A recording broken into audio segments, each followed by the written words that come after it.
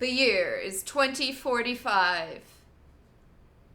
Mankind has been on the Martian planet for 20 years.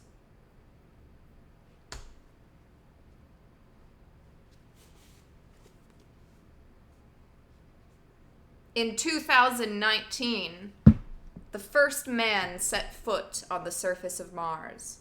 John Boone, American hero. In 2027, 100 of the Earth's finest engineers and scientists made the first mass landing. Their mission? To create a new world.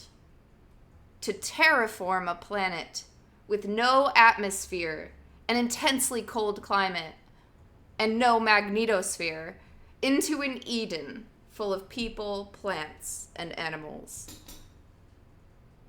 It is the greatest challenge mankind has ever faced.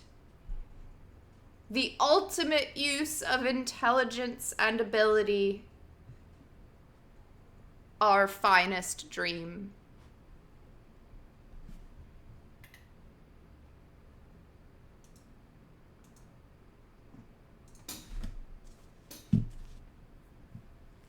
So it's been like 20 years since the first 100 landed. Now there's thousands of people.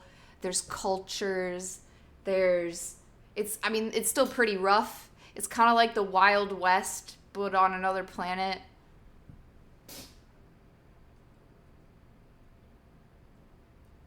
They're still setting it up, you know? Mostly miners and construction workers. And crazy scientists.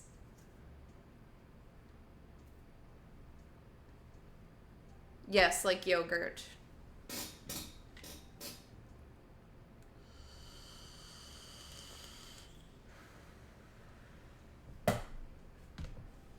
It's actually been 11 Martian years. Oops. Okay, so we are about 56.4% of the way through Red Mars. In two different PDFs easily found online, either page 309 out of 544 or page 223 out of 396. We are still in part 5, Falling into History, narrated by John Boone. And we just finished the subsection ending with the words, people squabbling like those old gods on Olympus, because nowadays we're just as powerful as they were. Or more, Nadia said. It just depends on the PDF that you have, but I know there are also different editions of the book that have small differences. Usually, like, correcting a fact or changing a sentence that totally spoils the third part of the book. Or the fourth part. Yeah. Yeah, they changed a sentence in part 1 that, like, it was almost too much foreshadowing.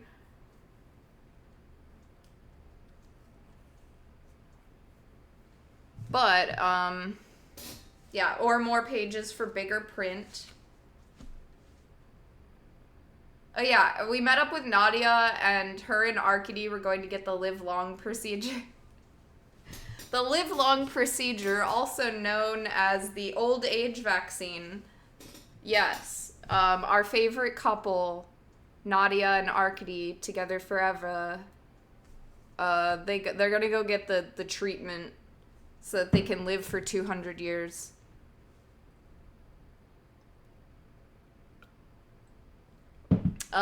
John is, still walking around interviewing everybody, trying to find out who the terrorists, the eco-terrorists are. Also, while he's slowly being corrupted by Marxist fucking scholars, Marxist biologists who keep talking to him about economics.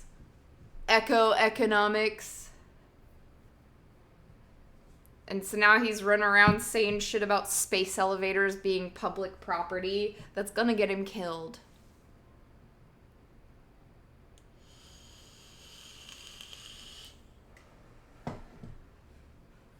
He's like, why can't we all get along? Please stop blowing up our mining equipment.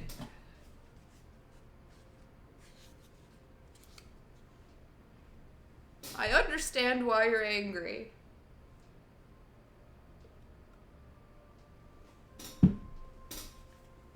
But I promise you, 200 years from now, we're all gonna sit around and laugh about this. John Boone.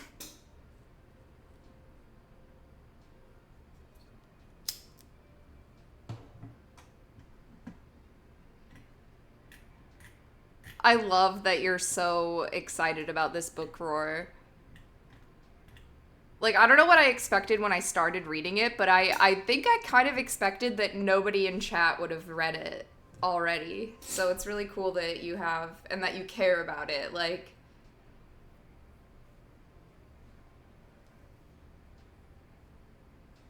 hell yeah.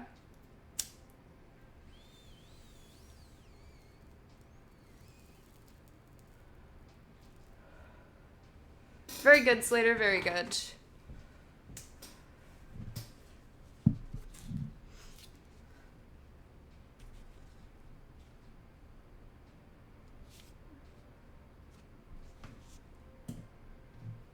Oh yeah. So last thing we heard was John Boone talking to Nadia, another one of the original 100.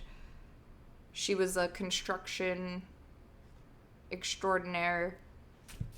They're talking about the space elevator. The sheer size of it, Nadia. The size. It's big, all right, she replied. It's unimaginable, really. Something completely beyond human abilities, as we were brought up to understand them. Teleoperation on a massive scale.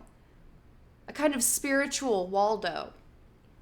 Anything that can be imagined can be executed. Muscle and brain have extended out through an armature of robotics that is so large and powerful that it's difficult to conceptualize it.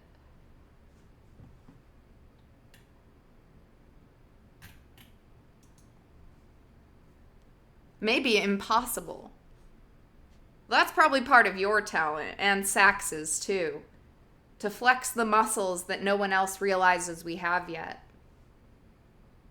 I mean, holes drilled right through the lithosphere. The Terminator lit with mirrored sunlight. All these city-filling mesas. All these cities filling mesas and stuck in the sides of cliffs. And now a cable. Strung out way past Phobos and Deimos, so long that it's both in orbit and touching down at the same time. It's impossible to imagine it. Not impossible, Nadia noted. Not impossible. No, and now of course we see the evidence of our power all around us. We almost get run down by it as it goes about its work. And seeing is believing. Even without an imagination, you can see what kind of power we have. Maybe that's why things are getting so strange these days. Everyone talking about ownership or sovereignty, fighting, making claims.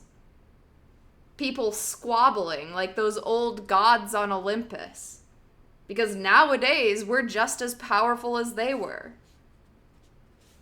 Or more, Nadia said.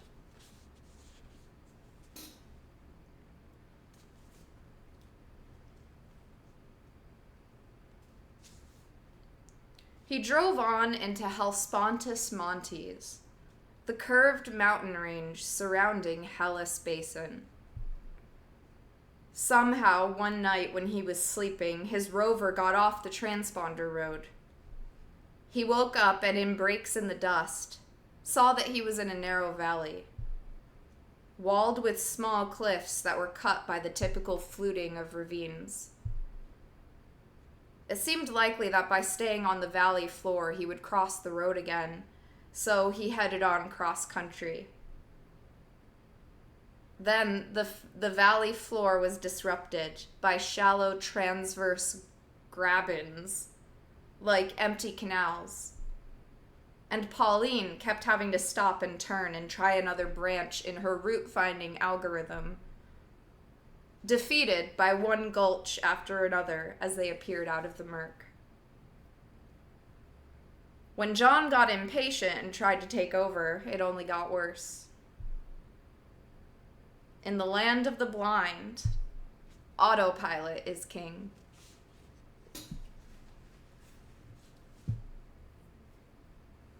Oh yeah, so, well, Detective John, first man on Mars, first detective on Mars, is walking around trying to interrogate random people to find out who the eco-terrorists are. There's also a 2-year-long dust storm that's happening, and I think we're not even through the first year of it. There's just a massive planet-wide dust storm happening, so he's, like, traveling to all these different, like, bases and locations, and he's doing it all in the dust.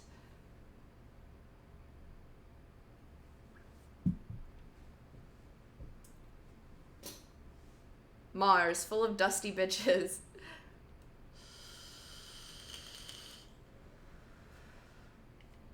Dust gets in everything. Yeah, it's a huge problem, actually. It's really fucking up Mars right now.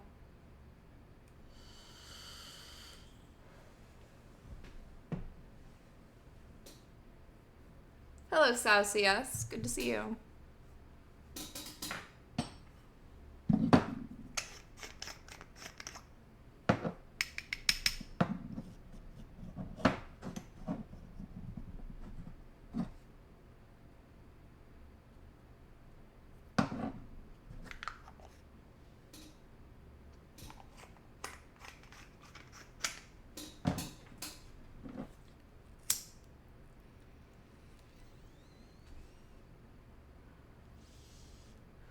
What is your favorite book of all time? This one.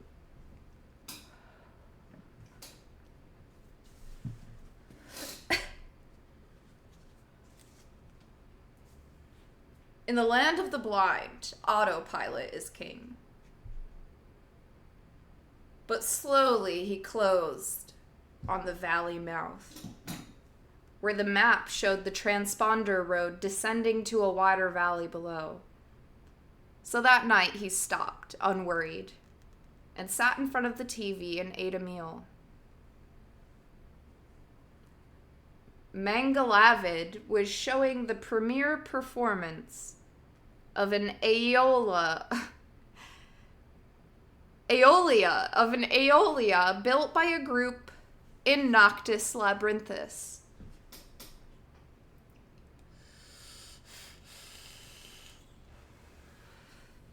The Aeolia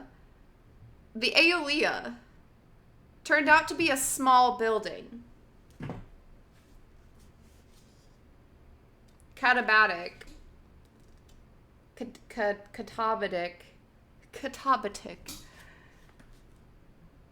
Adjective, meteorology of a wind or air current moving downward or down a slope.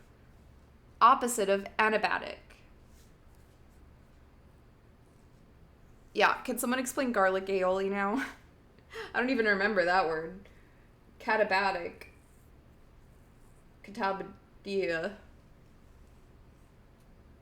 You've got Mayolia. Katabatic. It means air descends and heats up as it descends. That is nonsense.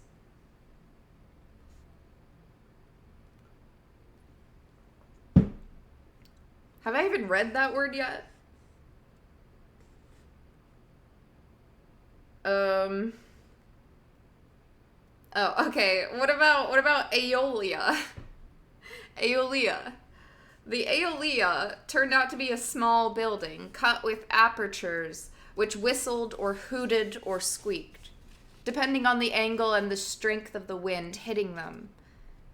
For the premiere, the daily downslope wind in Noctis was augmented by some fierce katabatic gusts from the storm, and the music fluctuated like a composition. Mournful, angry, dissonant, or in sudden snatches, harmonic. It seemed like the work of a mind. An alien mind, perhaps, but certainly something more than random chance. The almost aleatory Aeolia. The almost aleatory Aeolia, as a commentator said. After that came news from Earth. The existence of gerontological treatments. Gerontological treatments. The existence of gerontological treatments had been leaked by an official in Geneva and had flashed around the world in a day. And now there was violent debate going on in the General Assembly concerning the matter. Many delegates were demanding that the treatments be made a basic human right, guaranteed by the UN for all, with funding from the developed nations placed immediately in a pool to make sure that financing for the treatments would be equally available to all. Meanwhile, other reports were coming in. Some religious leaders were coming out against the treatments, including the Pope. There were widespread riots, and some damage at certain medical centers. Governments were in turmoil. The governments were in a turmoil. All the faces on the TV were tense or angry, demanding change. And all the inequality, hatred, and misery that the faces revealed made John flinch. He couldn't watch. He fell asleep and then slept poorly.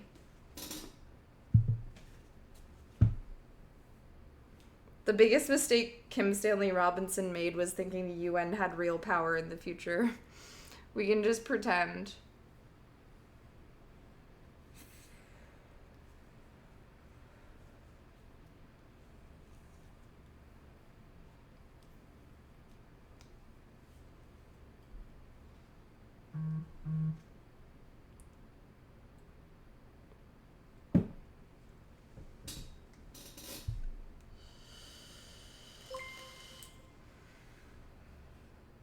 The Salty Shroom, thank you for 55 months. Where did the time go? Over there.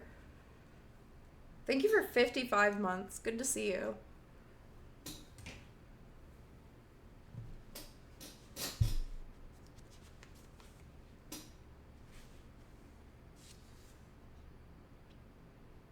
He was dreaming of Frank when a sound woke him.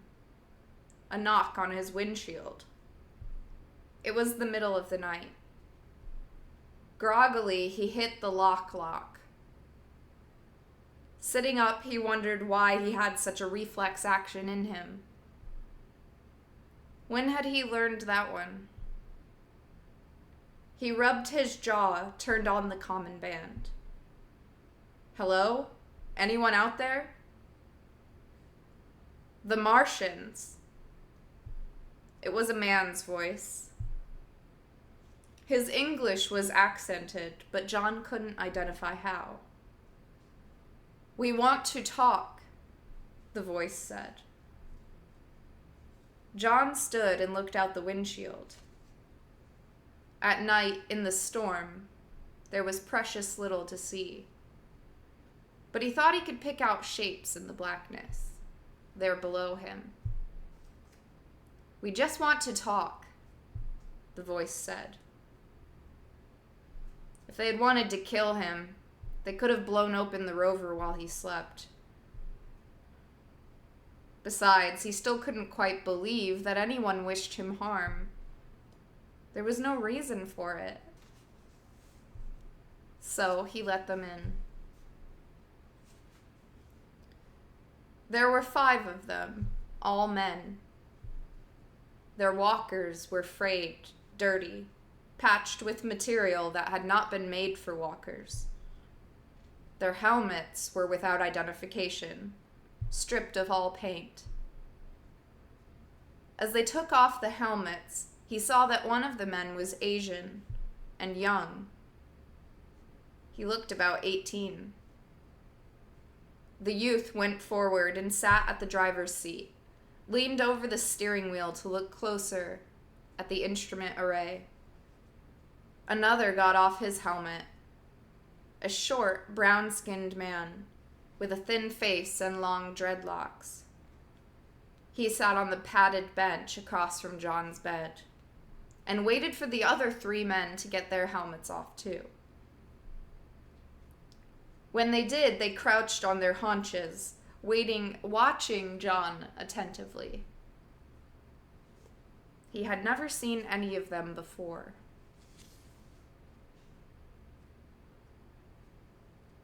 The thin-faced man said, "We want you to slow the rate of immigration. We want you to slow the rate of immigration." He was the one who had spoken outside. Now his accent sounded Caribbean. He spoke in a low voice, almost in a whisper, and John found it very difficult not to emulate him. "Oh, stop it," the young man in the driver's seat said. "Shut up, Casey." The thin-faced man never took his gaze from John's face. "There are too many people coming up. You know that. They're not Martian, and they don't care what happens here. They're going to overwhelm us. They're going to overwhelm you. You know that. You're trying to turn them into Martians. We know. But they're coming in a lot faster than you can work. The only thing that will work is slowing down the influx or stopping it," said the man in the driver's seat. The man rolled his eyes, appealed with a grimace for John's understanding. The youth was young, his look said. "I don't have any say," John began, but the man cut him off. "You can advocate it. You are a power. You're on our side." "Are you from Hiroko?" The youth snicked his tongue against the roof of his mouth. The thin-faced man said nothing. 4 faces stared at John. The other looked resolutely out the window. John said, "Have you been sabotaging the moholes? We want you to stop the immigration." "I want you to stop the sabotage. It's just bringing more people here. Police." The man eyed him. "What makes you think we can contact the saboteurs?" "Find them. Break in on them at night." "What makes you think we can contact the saboteurs?" "Find them. Break in on them at night." The man smiled. "Out of sight, out of mind." "Not necessarily. They had to be with Hiroko." Occam's razor.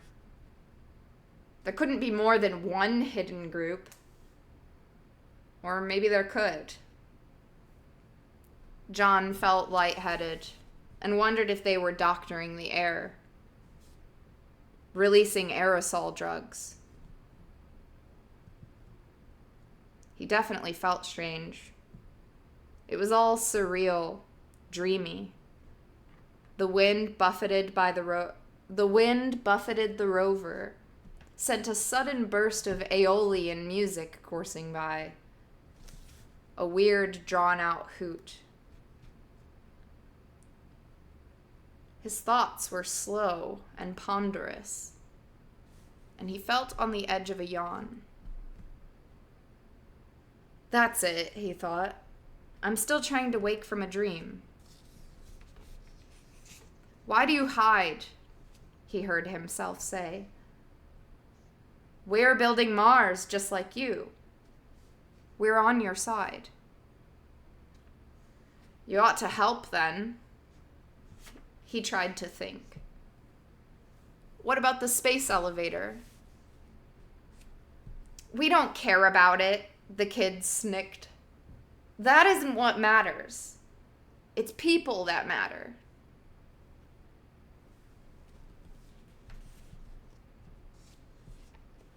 The elevator will bring a lot more people. The man considered that. Slow the immigration, and it can't even be built. Another long silence, punctuated by the wind's eerie commentary. Can't even be built. Did they think people would build it? Or maybe they meant the money. I'll look into it, John said. The kid turned and stared at him, and John raised a hand to forestall him. I'll do what I can. His hand stood before him, a huge pink thing. That's all I can say. If I promised results, it would be lying. I know what you mean. I'll do what I can. He thought about it more, with difficulty. You ought to be out in the open, helping us. We need more help. Each in his way, the man said quietly. We'll be going now. We'll keep track to see how you do. To see what you do. Tell Hiroko I want to talk to her. The 5 men looked at him, the young one intense and angry. The thin-faced man smiled briefly. If I see her, I will. One of the crouching men held out a diaphanous blue mass, an aerogel sponge, barely visible under the night running lights. The hand holding it made a fist. Yes, a drug. He lunged out. Oh my god, okay. What the fuck?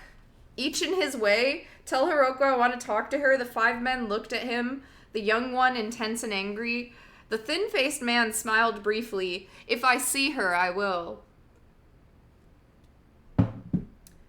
One of the crouching men held out a diaphanous blue mass, an aerogel sponge, barely visible under the night running lights. The hand holding it made a fist. Yes, a drug. He lunged out and caught the young one unawares, clawed the youth's bare neck, and then fell, paralyzed.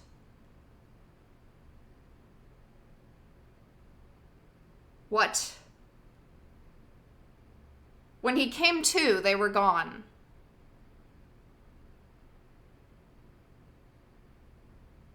Oh, John clawed the young one and then fell paralyzed. When he came to, they were gone. He had a headache.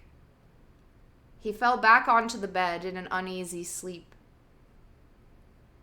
The dream about Frank made an improbable return, and John told him about the visitation. You're a fool, Frank said. You don't understand. When he woke again, it was morning. Swirling a dim, burnt umber outside the windshield, The winds had appeared to be lessening in the last month, but it was hard to be sure. Shapes in the dust clouds appeared briefly and then fell back into chaos, in little sensory deprivation hallucinations. It really was sensory deprivation, this storm, and getting very claustrophobic indeed.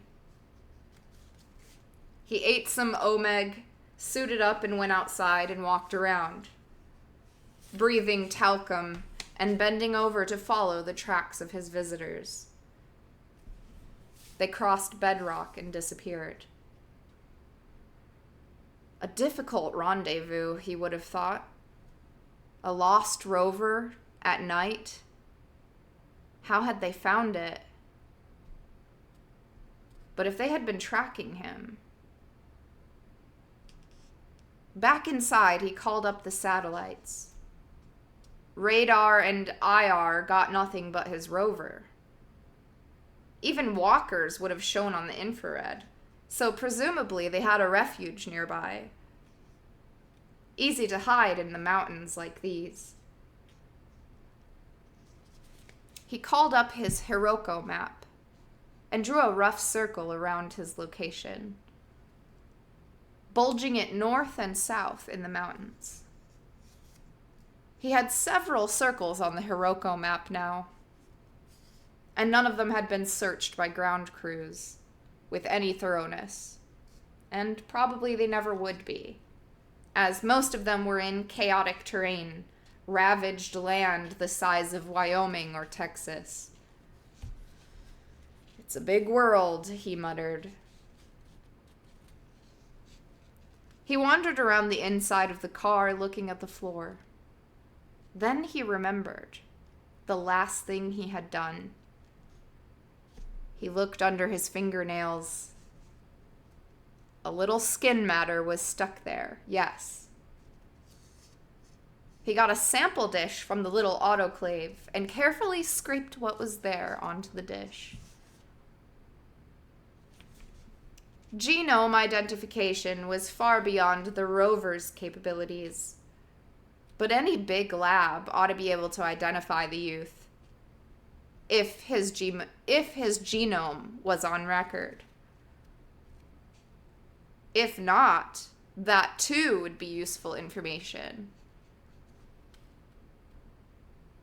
And maybe, John wasn't sure, Ursula and Vlad could identify him by parentage.